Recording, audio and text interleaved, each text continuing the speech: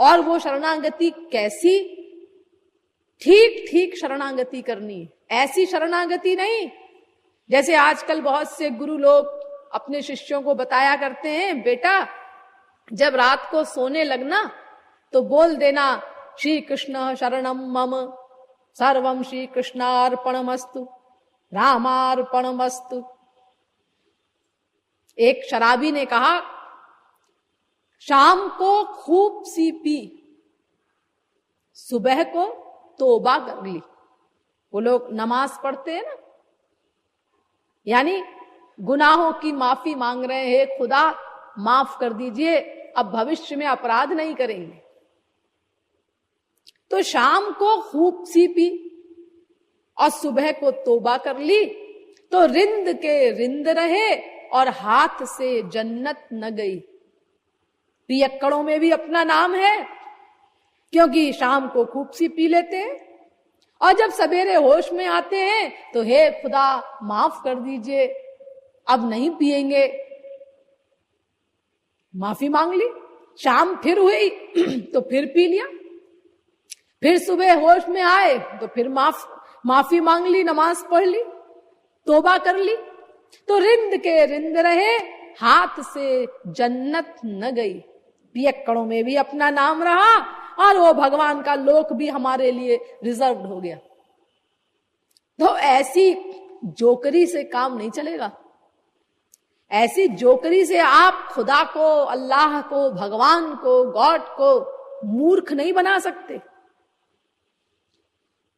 अरे वहां सही सही करना होगा सब कुछ, अगर उनकी नजर इनायत चाहते हो तो। कुरान शरीफ में लिखा है या अय्युह अल्लजीन, सच्ची तौबा करो। तुम खुदा के से जो तौबा करते हो तो सच्ची तौबा करो, सच्ची नमाज पढ़ो। सच्ची तौबा किसे कहते हैं?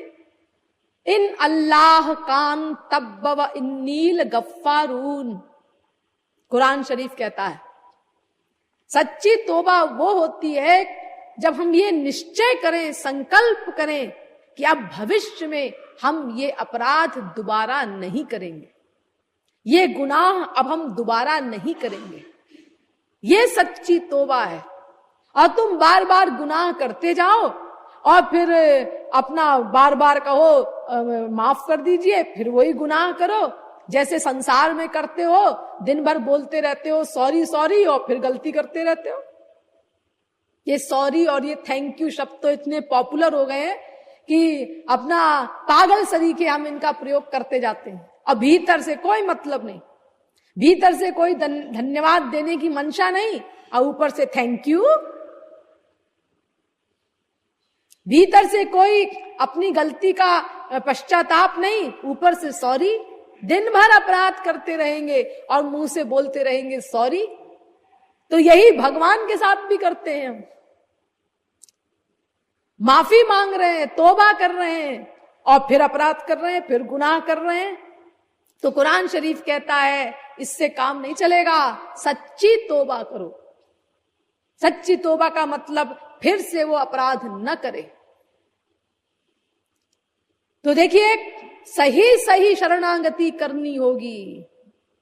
आप लोगों में से कोई अगर संध्या करता होगा तो जानता होगा कि संध्या में एक मंत्र है, सूर्यश्च मामन्युश्च मन्युपतयश्च मन्युक्रतेभ्यः पापेभ्यो रक्षन्ताम् यद्रात्र्या पापमकार्षम् मनसा वाचा हस्ताभ्याम् पद्भ्यामुदरेण शिश्नारात्रिस्तदवलुम्पतु यत्किंचित् दुरितम्।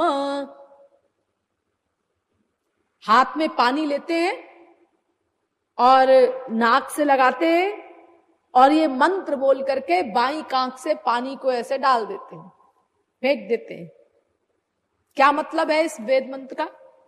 इसका मतलब है कि हमने रात्रि में आंख से, कान से, नासिका से, हाथ से, पैर से, मन से, किसी भी इंद्रिय से कोई पाप किया हो इंद्रिय मन बुद्धि के द्वारा, तो वो पाप चला जाए, ये मतलब है। और जब शाम की संध्या करते हैं तो उसमें एक शब्द बदल देते हैं, यद्रात्या की जगह कर देते हैं यदहन्ना। यदहन्ना पापमकारशम मनसा वाचा हस्ताभ्याम, यानी दिन भर में जो पाप किया हो अब वो चला जाए। तो इस जोकरी से आप भगवान को प्रसन्न नहीं कर सकते। ये जो शरणागति से भगवान कृपा करते हैं, शरणागति से भगवान कृपा करते हैं, ये जो बार बार कहा जा रहा है, तो ये शरणागति सही सही करनी होगी, तब कृपा होगी। सही सही शरणागति। अतएव ये समझ लेने के पश्चात कि भगवान को प्राप्त करने के लिए भगवत ज्ञान आवश्यक है, भगवत ज्ञान के लिए भगवत कृपा आवश्यक है, और भगवत कृपा प्राप्त करने के लिए भगवत शरणागति आवश्यक है। और शरणागति का भी रहस्य समझ लेने के पश्चात अब हमको यह समझना है कि ये शरणागति करनी किसको है, कौन है शरणागति करने वाला, अब ये पता लगाना है। देखिए, हमारे पास दो चीज हैं, एक मैं और एक मेरा। ये दो हैं, मैं मेरा। तो ये मैं क्या है, पहले मैं के विषय में थोड़ा विचार करेंगे। ये मैं क्या है? हम लोग डेली बोलते हैं मैं, तू, वह, ये तीन शब्द हम लोग बोलते हैं, मैं, तू, वह। और मैं से पृथक मानते हैं हम तू को और वह को। लेकिन जिसको हम मैं कहते हैं, उसी को तू भी अपने आप को मैं कहता है, और उसी को वह भी अपने आप को मैं कहता है। यानी ये मैं सब मैं हो गए, मैं सबका नाम हो गया। देखिए, बहुत ध्यान से एक एक शब्द सुनिए। अब बुद्धि का विषय आ रहा है थोड़ी देर। मैं दोनों प्रकार का मैटर बोलूंगी। कुछ मैटर साधारण लोगों के लिए होता है और कुछ मैटर विशेष बुद्धि वालों के लिए होता है। इसलिए कहीं कहीं आप लोगों को विशेष बुद्धि लगानी पड़ेगी और कहीं कहीं साधारण बुद्धि से काम चल जाएगा। हाँ, तो देखिए, हमने अपने आप के लिए कहा मैं, वो भी ठीक, लेकिन जिसको हम तू कहते हैं और अपने आप से भिन्न मानते हैं, मैं से पृथक मानते हैं, वह तू भी अपने आप के लिए मैं कहता है। और जिसको हम वह कहते हैं और मैं से भिन्न मानते हैं, वो वह भी अपने आप के लिए मैं कहता है। तो मैं सब मैं हो गए, सबका नाम मैं हो गया। और देखो, ये मैं ऐसा विचित्र है कि जब हम जाग रहे हैं, जागृत अवस्था में हैं, तब भी मैं, और जब हम स्वप्न देख रहे हैं तब भी मैं, और जब सोए और सोकर उठे तब भी मैं, यानी जागृत, स्वप्न, सुषुप्ति, तीनों अवस्थाओं में ये मैं रहता है। तो ये क्या है मैं? इस मैं को जानना होगा, समझना होगा। ये मैं क्या है? देखिए, ये मैं क्या है, इसके विषय में आज हम उतना ही विचार करेंगे जितना विचार लॉजिक से, कॉमन सेंस से, बुद्धि के द्वारा किया जा सकता है। आज शास्त्रों को नहीं लेंगे इस विषय में समझने के लिए, केवल कॉमन सेंस जहां तक जा सकती है वहां तक हम इस मैं के विषय में विचार करेंगे। देखिए, संसार में आप लोग दो अवस्थाएं देखते हैं। एक तो जैसे इस समय है जीवित, और एक अवस्था होती है मृत्यु की, वो भी आएगी और कब आ जाए पता नहीं। तो जब मृत्यु की अवस्था आती है, कोई मरता है, तो हम क्या कहते हैं? आज रमेश संसार से चला गया। तो हम उसको देखने जा रहे हैं। क्या मतलब? अरे जब वो संसार से चला गया तो आप उसको देखने जा रहे हैं, तो क्या आप संसार से बाहर जाएंगे उसको देखने के लिए? यानी आप भी मरेंगे? क्या मतलब है आपका? अरे जब वो संसार से चला ही गया तो आप देखने क्या जा रहे हैं? अरे हम रमेश को देखने नहीं जा रहे हैं, वो रमेश का शरीर है, डेड बॉडी, मृत शरीर, उसको देखने जा रहे हैं। एक व्यवहार है कि दूसरा मरे तो उसको देखने के लिए जाओ, उसकी लाश के साथ श्मशान घाट जाओ, ताकि जब तुम मरो तो उसके घर के लोग तुम्हारे घर आएं और तुम्हारी लाश के साथ श्मशान घाट जाएं। इससे तो यह सिद्ध होता है कि तुमको अपने मरने के बाद की बहुत फिक्र है। जी हां, और मरने के पहले की फिक्र नहीं है तुमको। कितना बड़ा आश्चर्य है। अरे जब तुम मर ही जाओगे, तुम चले ही गए, तो कोई चाहे तुम्हारे साथ जाए शरीर के साथ और चाहे न जाए, अरे वो तो शरीर है केवल, तुम तो चले ही गए। वो तो डेड बॉडी है, मृत शरीर है। चाहे उसको गीद कौवे खाएं और चाहे उसको चंदन की लकड़ी में जलाओ, चंदन की चिता पर जलाओ, उससे क्या फर्क पड़ता है? अरे वो तो इतना निंदनीय हो गया शरीर कि उसमें से बदबू आने लगेगी। आप उसको 24 घंटे घर में नहीं रख सकते। लेकिन फिर भी बड़ी चिंता करते हैं हम लोग, दूसरों के मरने पर जाया करते हैं, टाइम अपना खराब करते हैं, अनावश्यक जोकरी करते हैं, मुंह लटका के बैठते हैं, ये सब करते हैं। अस्तु ये मैं क्या है, इस मैं को समझने के लिए हमको जीवन मृत्यु को समझना होगा। तो मरने के बाद हम जो ये बोला करते हैं, नास्तिक भी बोलता है, वो संसार से चला गया, जबकि उसका शरीर है, सब देख रहे हैं, फिर भी बोल रहे हैं वो संसार से चला गया। इसका मतलब सब मान रहे हैं कि वो जो चला गया वो शरीर से पृथक है। यानी मैं नाम का तत्व शरीर से पृथक है, ये शरीर नहीं है। दूसरा पॉइंट देखिए, कर्म फल के अनुसार हम लोगों ने अनादिकाल से अब तक अनंत शरीर धारण किए, क्योंकि हम लोग अनादि हैं, अज हैं, सनातन हैं। तो हमने अनंत शरीर धारण किए और 84 लाख प्रकार के शरीर धारण किए। कभी हम कुत्ता बने, कभी हम बिल्ली बने, कभी हम गधा बने, कभी सूअर बने, कभी सांप बिच्छू बने।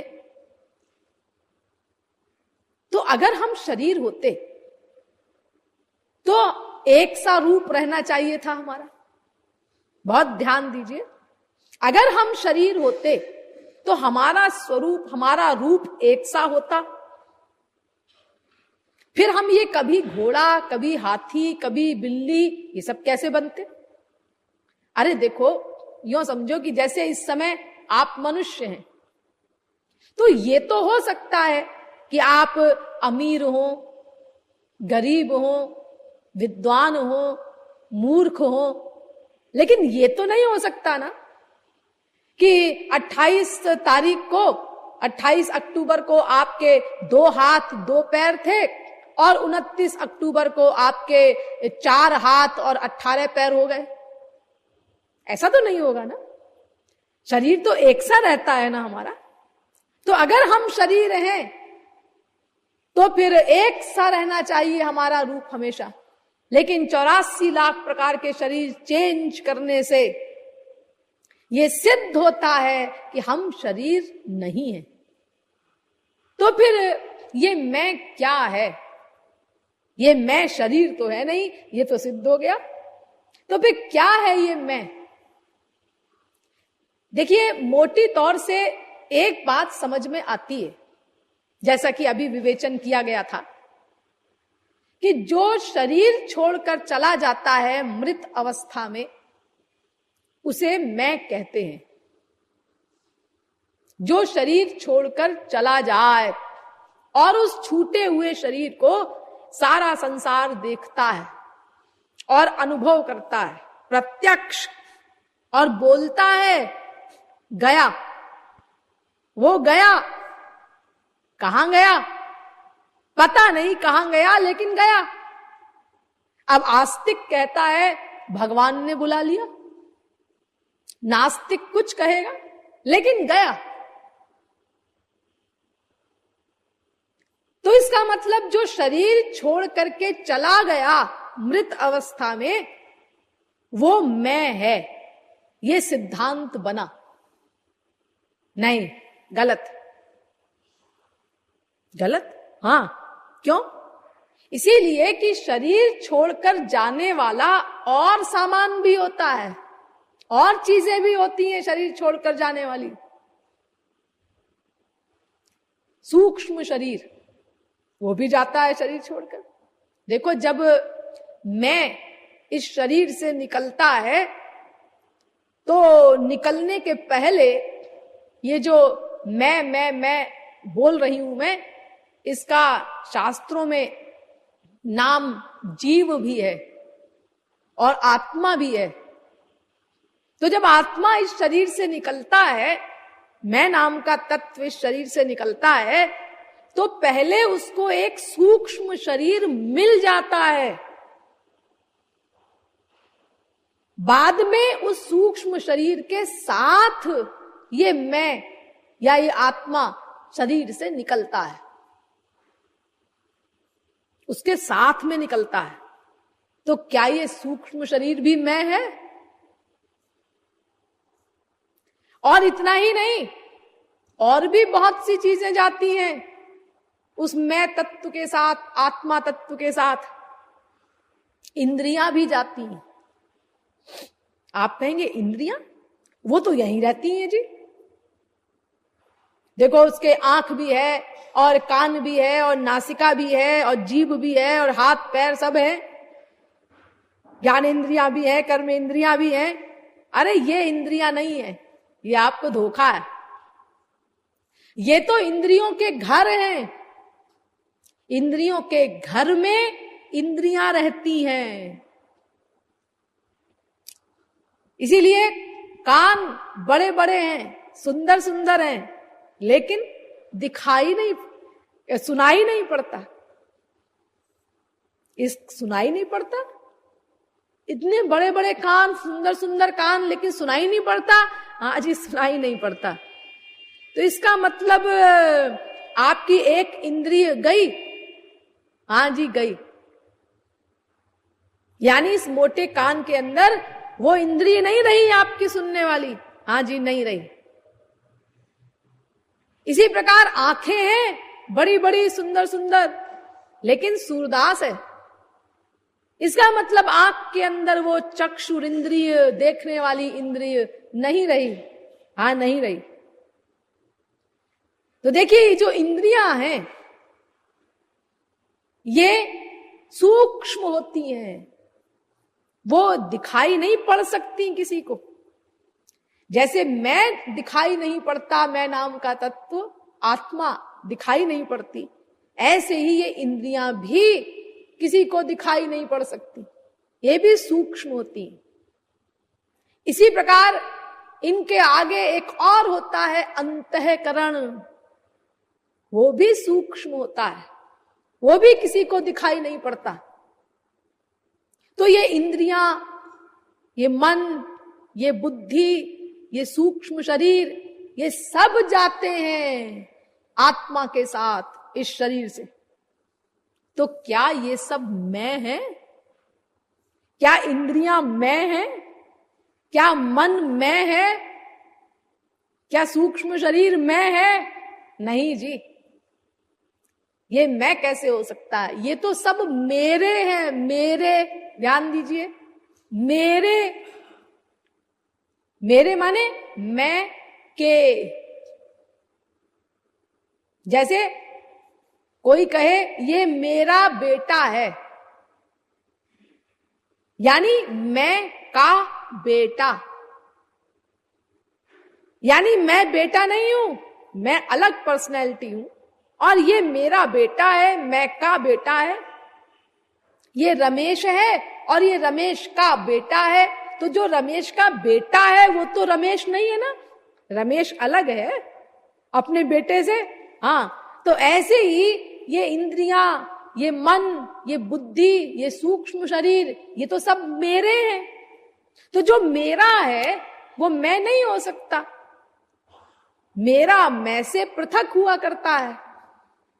तो इसका मतलब ये फॉर्मूला गलत सिद्ध हुआ कि जो शरीर छोड़ करके चला जाए उसको मैं कहते हैं, क्योंकि शरीर छोड़ करके जाने वाले तो और भी बहुत से हैं, इंद्रियां, मन, बुद्धि, सूक्ष्म शरीर, तो ये तो मैं नहीं है।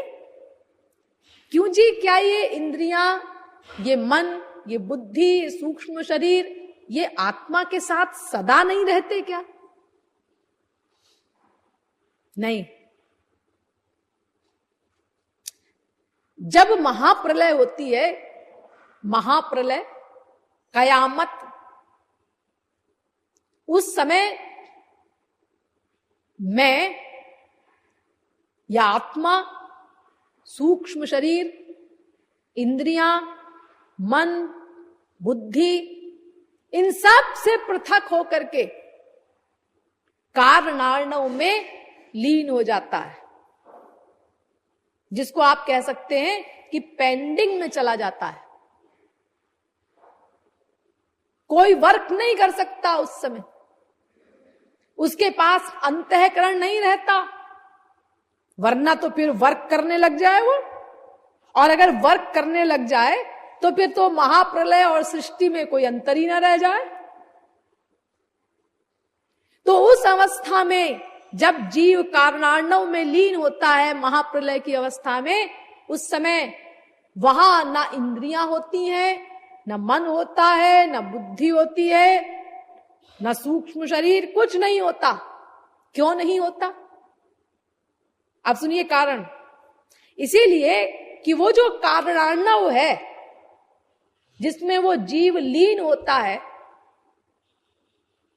यानी भगवान का महोदर जिसको कहा जाता है, महोदर यानी बड़ा भारी पेट है भगवान का, उसमें अनंत कोटि ब्रह्मांड समा जाते हैं भगवान के पेट में। अरे पूरे पेट की भी जरूरत नहीं, एक रोए में उनके अनंत कोटि ब्रह्मांड समा जाते हैं। तो वो जो कारणार्णव है वो दिव्य है, अलौकिक है, तो वहां पर माया नहीं जा सकती। न तत्र सूर्यो भाति न चंद्र तारकम, माया नहीं जा सकती वहां पर। और जब माया नहीं जा सकती तो माया के परिवार वाले भी नहीं जा सकते। और ये इंद्रियां, मन, बुद्धि आदि, ये सब तो माया से बने हुए हैं, माइक है। इसीलिए ये उस दिव्य कारणार्णव में नहीं जा सकते। इसीलिए केवल इन सब से रहित दिव्य जीव ही उस दिव्य कारणार्णव में प्रवेश करता है और वहीं पर डूबा रहता है। उसके पास न इंद्रियां होती हैं, न मन होता है, न बुद्धि होती है, एक अकेला जीव होता है बस। तो चूंकि माया दिव्य कारणार्णव में नहीं जा सकती, इसीलिए माइक इंद्रियां, माइक मन, माइक बुद्धि, ये सब चीजें माया की बनी है। इसीलिए चूंकि उस दिव्य कारणार्णव में ये सब नहीं जा सकते, अकेला जीव वहां रहता है। अतएव ये फॉर्मूला, ये सिद्धांत, ये परिभाषा गलत है कि जो शरीर को छोड़कर चला जाए उसको मैं कहते हैं। मृत अवस्था में जो शरीर को छोड़कर चला गया वो मैं है, ये सिद्धांत गलत, ये परिभाषा गलत। क्योंकि शरीर को छोड़कर जाने वाले तो और भी बहुत से सामान थे, लेकिन वो सब जीव का साथ छोड़ गए और अकेला जीव कारणार्णव में लीन हुआ। अतएव ये परिभाषा भी नहीं बन सकती जीव की। तो फिर क्या परिभाषा करें जी? बड़ी मुश्किल है ये तो। अरे अभी तक तो हम ये समझते थे कि जो शरीर छोड़कर चला जाए वो मैं है, आत्मा है। हाँ ठीक है, शरीर छोड़कर चला जाए वो आत्मा है, लेकिन खाली आत्मा ही तो शरीर छोड़कर नहीं जाता, और भी तो सामान जाता है आत्मा के साथ, इंद्रिय मन बुद्धि आदि। तो इन अनात्म तत्वों को आप मैं न मान बैठे, इसीलिए आपको ये सब समझाया जा रहा है कि मैं इन सब से पृथक है कोई। तो फिर क्या है ये मैं? कैसे समझें इसको, क्या परिभाषा करें? देखिए, एक बात तो आपको अनुभव में आती है, प्रत्यक्ष अनुभव में आती है। क्या? कि जब तक जीव इस शरीर में रहता है तब तक ये शरीर चेतन रहता है। चेतन, इंद्रियां अपना काम कर रही हैं, आंख देख रही है, कान सुन रहे हैं, नासिका सूंघ रही है, त्वचा स्पर्श कर रही है, मन सोच रहा है। यानी उस आत्मा के रहने से ये जड़ शरीर आदि चेतन हो जाते हैं, और जब आत्मा निकल गई तो ये अचेतन हो गया शरीर। तो इससे ये सिद्ध होता है प्रत्यक्ष प्रमाण से भी कि वो आत्मा नाम का तत्व, वो मैं नाम का तत्व, वो जड़ नहीं है, वो चेतन है। और दो ही तत्व होते हैं, एक स्थावर और एक जंगम, एक चर और एक अचर, एक जड़ और एक चेतन। तो ये आत्मा जो है, ये मैं नाम का जो तत्व है, ये जड़ नहीं है, ये चेतन है और नित्य चेतन है। ध्यान दीजिए, खाली चेतन मत बोलिएगा, नित्य चेतन है। क्योंकि चेतन तो इस समय शरीर भी है। तो अगर आप कहेंगे जो चेतन हो उसको आत्मा कहते हैं, तो फिर तो शरीर को भी आप आत्मा कह देंगे, क्योंकि इस समय शरीर भी चेतन है। तो खाली चेतन नहीं कहना, नित्य चेतन जो हो, जब इस शरीर में रहा तो भी चेतन है, और इस शरीर से निकला सूक्ष्म शरीर को लेकर के तो भी चेतन है, और सूक्ष्म शरीर को भी छोड़ दिया महाप्रलय में, अकेला लीन हुआ, तब भी चेतन है, नित्य चेतन है ये मैं, ये जीव, ये आत्मा। इसीलिए उसको कहा गया चित्त शास्त्रों में। चित्त आधा ता, चित्त नहीं, वो तो फिर माइक चीज हो जाएगी। चित्त आधा ता, तो चित्त माने चेतन। तो ये चेतन है ये जीव।